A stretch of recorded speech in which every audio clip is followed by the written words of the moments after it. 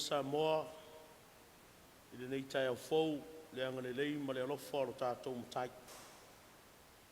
O maia, tātou Tapuaiga atu i le atua. E oli ono i lātou le vau lafu a. Ma le nuna umati, e fia i le toafa. Ma fua mai e pei o le aute, e fua tele mai lava ia. E fia fo'i ma le fia tele, ma le alanga e avatu iai le la le leo le panona, ma le matanga o fia o karamelu ma sarona. Yo a tātou talo mo le nganga pa ia. Tātou wifo ma talo i le atua. Le atua tolu tas pa iai le tamaa, le atua le alo, le atua le nganga pa ia.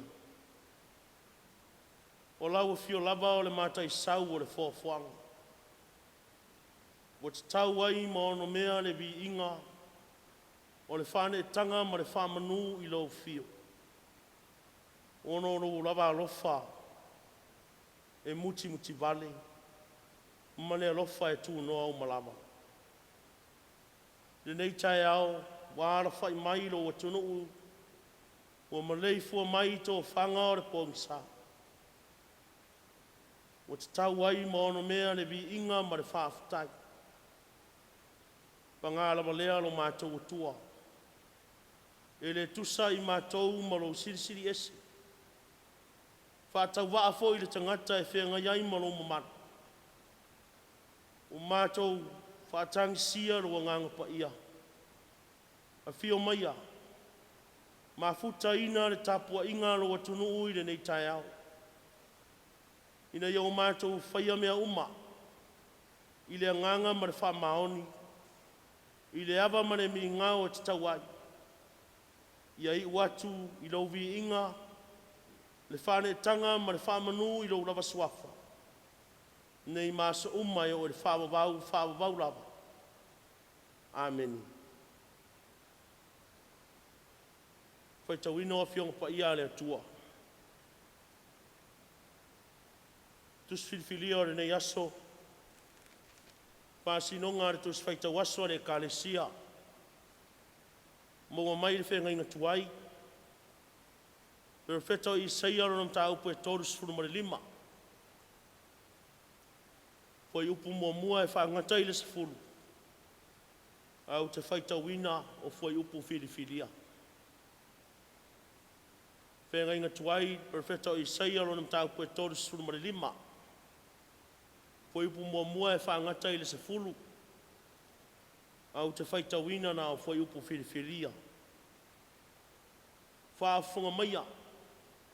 O a whionga pa ia alo tātou atua. E oli ono i lātou le wau lafu.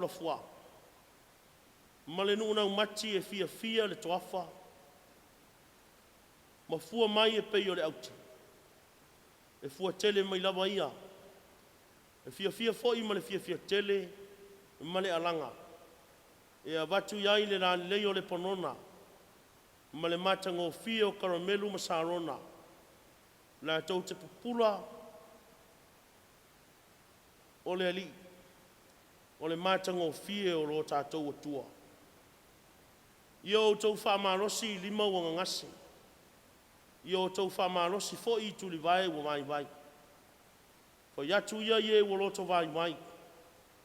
Ia o tau whamarosi. Aua tau te whiwhiwhi. Whauta o lo o tau atua. O le ao o mai le tau i masui. O le tau i lava mai le atua. Ia fio mai lava o ia ma whaola ia te utau. O na whapula ina i lea o mata o tau aso. e whanongoa fo i talinga o e tutuli. O na oso ai leo di pili e pei o le aila. E pese fo i le nau whaiva o le ngungu, a wai oso mai le vai le wao lafu wā, ma vai tafe i le toafa.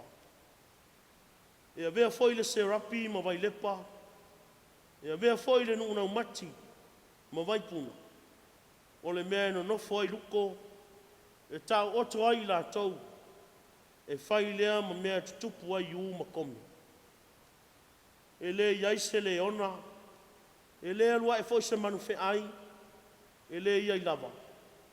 Ae sāwa wali ai e o tongi o laina. E fo i mai e o tongi o laina e le ari.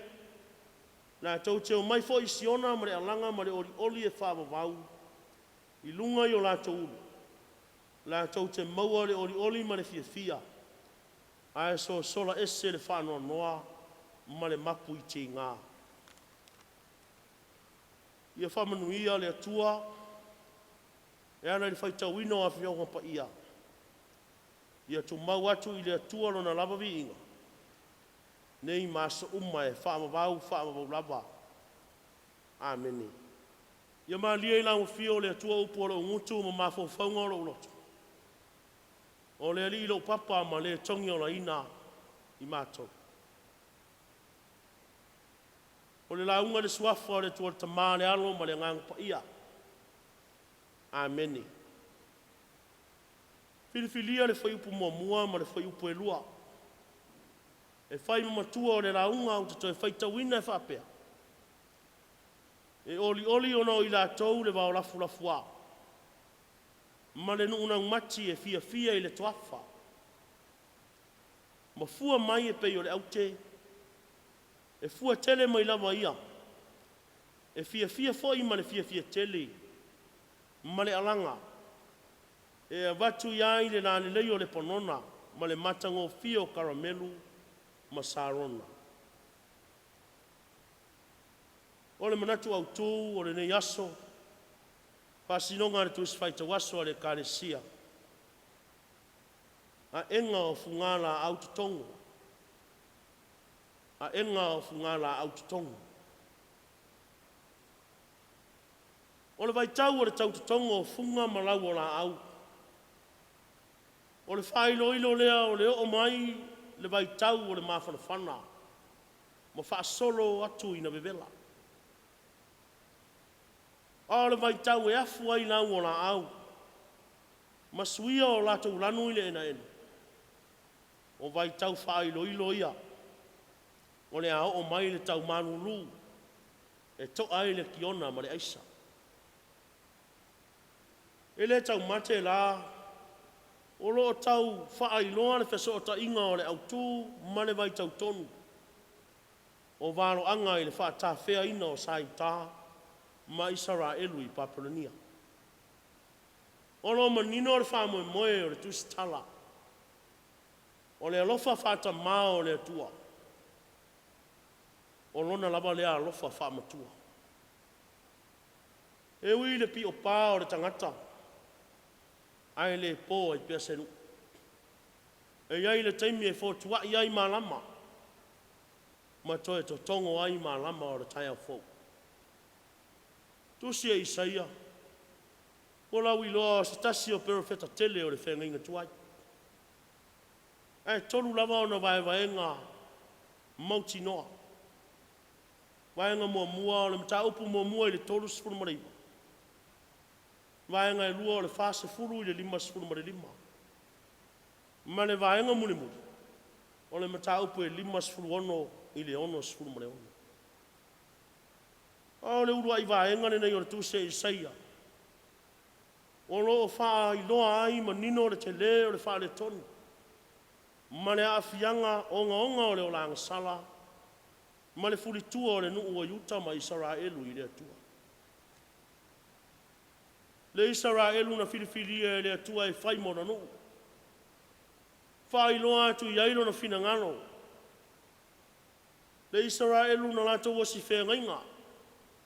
Ina ua whato atu ua ai kupito.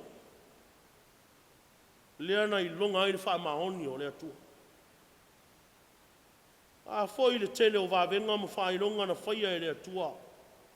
A wale lumana I manuia o le Israel. A whai tātou wā mai I le malanga wha umi I le vao. Sa ia o I le nuu whorofolaina. E le I whata mana lava le tau singa ma le taita inga le atua. E ui nei mau ngā ruenga rofa. Ngā ruenga le lei ma le au whanua loa le au la viai o le atua. Ai le tu uai le ora fe momo wa. O le ora fa fo linga o le nu o Israelu ma le tu mau o le nu o le fe ngainga. E ma fai ona I loa le atu langa I le tō sina ngō fie o la tō loto mamanatu. I tū maanga wha pau pau. Wa I fo I tupua. Wa tapuai I atua. E matua le ai a se nā muola o iai. Wa ngalo nimo lava I le Israelu le whengainga na o sia ma le atu. O le iloa le tangata tau si sia upu ma whātonunga o le o singa whengainga. E tai o le whālawe lawe le o tupu I te tonu o le nu. A mata mai lava I ulu ma tai o le malo. Whasoronga tupu e o ifo I ri o le nu. A whiai mo si tauranga. E o lava I tangata lau tele. Ia se isi e sao mai le angasala o whai. Ua whaangalo le atua. Ua manatu I le tamau a inga ma le manuia. Ua manatu ifo le tangata e peru. O lo wa le maros. O lo wa tamai. Ma fua ai na manuia le olanga. Lea la ua tumu le fua. Ua tau masua le ipu le Israelu. O le unga lea o le toa saa o le atua. A whai e toa saa le atua. Ia sala lava I na toa saa. Ua fia le Israelu le olanga fe maumawai. Ma le fe alo whai. Ma le wha fōlinga. Le alana le o le tūlai mai o le perfecta. Tau atu I le nuang sala. Ua matua sa sao whaafi le ami o leanga. Whaino atu I le nu. Toa sao le atua e o mai. A whai e le sala mō mai a lato wang sala. Ai tā lofa. Whiu lava au auna le atua e tau alanga. Ai le mawhawhai le tangata. Mo le ese vai fo o le ese la vea ina. Mo sa oi upu o tamaiti. Se ua ui le ma. E usitai, lea ua whaasala ai e lea tua I lona le usitai mo lona whaalonga tā.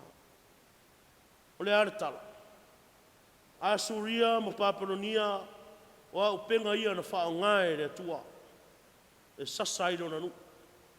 E whaata whea I lona nu. Mo whao o ia I la tau le whaamisinonga. Ai leo se fia tau I masui o lea tua. A o lea wa inga mo le lapata inga. Ia ngā wai ma ni liu le nuu I leo langa whalonga tā. Ma ia fo I atu I lea tua. I oe, e toa sā lea tua, ono a mi o tangata. Ai alofa ono lona lava lea nā tūra. Po whea o ia le toa sā o lea tua. E ua ina uma. Ao tu atu o ia mea o loo wha maupu e pu e ai no nā lofa tūnoa. Wha ma rosi e wa vai mai. Na te wha ma lo e wa sawa aina. E wha ola e wa puapua ngā tia. Le whi au leo le wha o tanga. Tau mori o perfecta. Pe ona iai upu o whai matua. E oli ono I nā tau le wa o lafu a. Ma le nuu nau mati. E fia I le toafa. Ma fua mai e pei o le aute. E fia fo'i ma le fia tele. Ma le alanga. E a watu iai le nane lei o le panona. Ma le matango fia o karamelu ma sarona. La tau te vāma ai le pupula o le alii. O le matango fia o lo tātou tua. Tala fia lea. O le tala e le lei I tangata o Israelu matangata o le atua. O e olo puapua ngā tia, a wafoi, o lea ua maile mautinoa, o lea lava e au wai le atua. Le atua na te whamanuia ma whaapale ina le tangata i le manumalo. Na te whaataunu ina manuia, mole na rorangi, le tala fia lea ua pese whetalia ia i angelu. Ma whaailo atu i le rorangi, le atua wa fio mai. Na te au maia le manuia mo e whaalongo mausi tai ro na whinangaro pa ia. Ioe le atunu pele Samoa e. O le tala le lei ia Yesu Keriso. O le tala lava ua whai ma taula ma o ngā tonu ngā le mu. O lo tātou whaatua tuanga. Le se mani ane o le Samani o le file mu.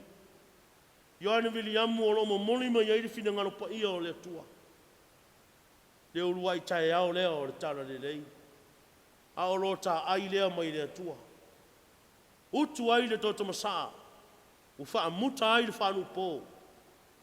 Ai manuia o le atua. Wa e ewa ai langi tau ai o saa i maa o mani. Le whaatua tuanga. O lo tātou tuli mata ia i pēa le whaarotanga. Na whaia ma le ato atoa Yesu Keriso. O le upu moni lava. O le lumana i manuia ma le ola fia le u whaari e le atua. Ai paulava le ala e maua. O le whaalongo ma ustai ma ono sai so se mea o ia whinangalo ai. Mana tua o le whaatinonga ma le whaailoaina o lea tana le lei.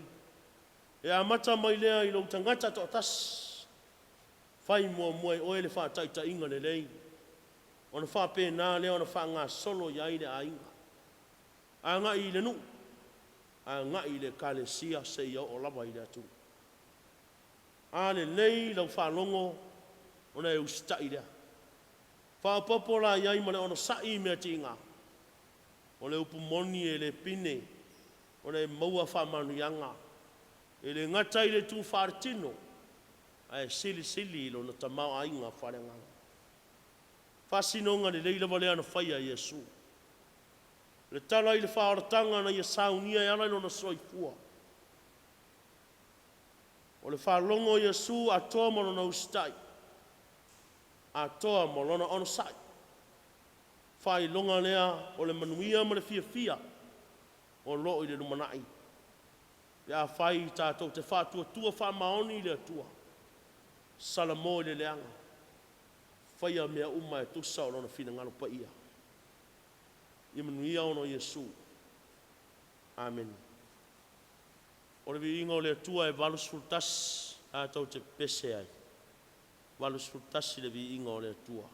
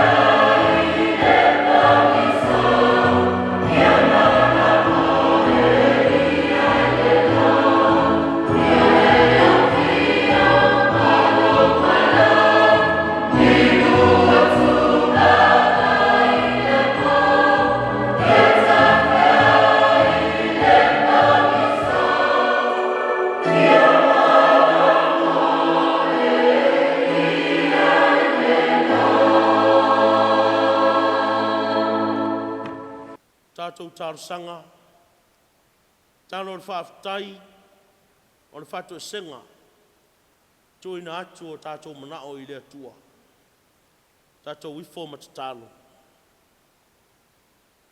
Lea tua lo mātou utamae whaababau, o lea tua mai le amatanga e o lava i le ngātaanga. O lawa fio o lea tua o lo soifua pea lava pea. O lawa fio o lea tua o atu nuu ma tangata anu uma. O lea tua o malo ma whainga malo. O lea tua o ainga keresiano. O te tau ma ono mea le vi inga i lawa fio. Ina se o mātou sula ina, ma whaanene ina lo suafa. O mea sili sili wa e saunia mo i mātou lau whana. Whaafitai lea li e. Tala leo manie lo walofa. O manuia lo watunu. Ala whai mai le nei tai a fau. Le maleifua mai i lau pule whaasoifua.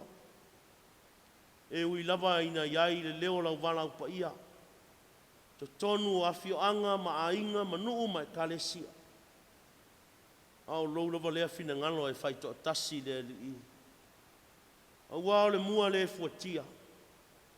O le tau e velo e le maninoa o le maa lava e togi whato. Whaafitai le tua.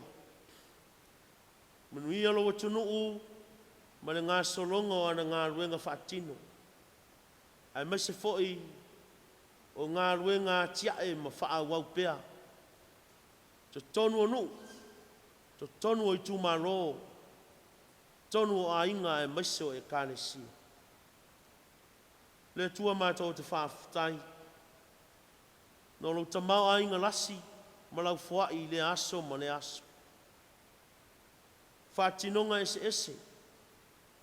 O tō whinga ma wāna wina, o tāleni ma ngawaa, o Mataafa ioi ma whatu ainga tausi. O au mea lofa ia o wha mea lofa ina.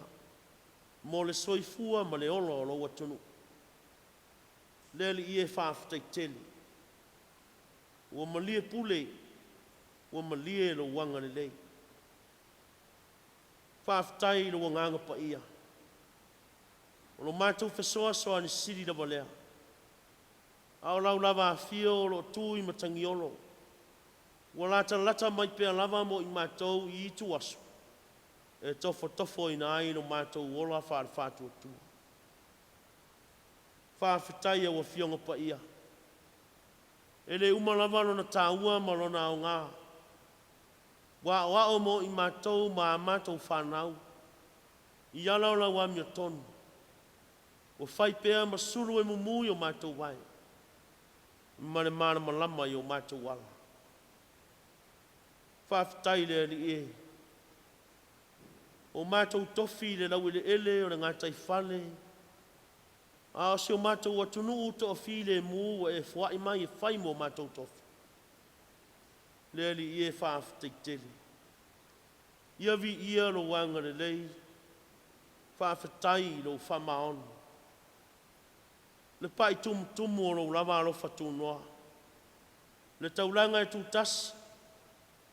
E le i whārua ina lava e stasi. Nāla mai le soifua Iesu Keriso. Lo mātua li ima le whaola. Lo lava alo whatunoa. Na tu ua ai o mamalu whāne langi. Aua e whio mai le lalo langi o tangata. Ne ia watu i mātou le mafutanga ma lau whio. I le ola whāma vau o umone tā pena ina ma saunga. Pea whai mātou te salamō whamaoni. Ma fulitua i le leanga. Ma whaasanga atu ma whaia lo whingano. Lea li e ia tu maulo vi inga. Le whanetanga ma le whamanu i lau whio. Nei māsa uma e lea unoa. O mātou te talo. Ia e whamanuia i le i whonga alo atunu. Mai lava iona taitai whare malo. Taitai whare kālesia. Taitai o nuu mawhio anga. Te tonu fo i o ainga. Mātou te talo ia iai lo wanga nei malawami atonu. O lau fio lava te whama ite ina mea nei mataua. A wāne lumana I manuia o tangata. Mātou te talo whamanuia ia Samoa mana ngā ruenga mana tina. Ia iai lo wanga nei lo mātou tua. Na savalinga o nei tau sanga fau. Fo lau whaatasi ma lau fio lo mātou tua. Mātou te talo. Ia iai lo wanga nei. Ma lau whamanuia. Mo I mātou taito atas. O I mātou lava. Whanauna watu o mātou loto. Ia iai lo wanga nei mo I mātou. Whamanuia ia o whata otolia I MAOTA ngase. E mese foi o MAOTA malawa ma ainga taitas.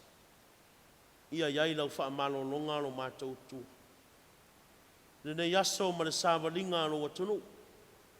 O le uta ma le tai. Le atina enga o aina. O le tangata foi malana ya atiai. O tiute ma whaiva ma au nanga ua e tofi ai no nātou soifua ma leola. Ia whamanuia lau fio lo mātou tua. Alo mātou toi mana o le ali I. Ua e sila fia o I mātou lava o tangata anga salapea lava. Ia lofa ma wha ngalo le I whonga lo watunu. Mai lava iona taitai, whane malo le kalesia, lo watunu ua whape foi tonu o ainga. Wha ngalo I mātou taito tasi le ali I. Ia vea lava le toto pa ia o Yesu Keriso. O lo wala pele to tasi na maliu wha lava au le satau. Ne iau I ngalo ai ma wha ngalo ina o mātou tangata umalava. Mātou te talo lea le ali I. Tātou malau fio. Fuafuanga ma ngā ruenga ma lava singa uma. A o le manuia ma le file mu o lau fio le tua le tamaa. O le lofa siri ese o Yesu Keriso. Le li I ma lo mātou whaola. Le mafutanga le motosia ma lau fio nganga pa ia. Ia tu mau mai le lungo lo watunu. Lungo lau whanau le larolangi atoa ma lau fuafuanga o malava. Nei masa umai o le whaabavau lava. Amen.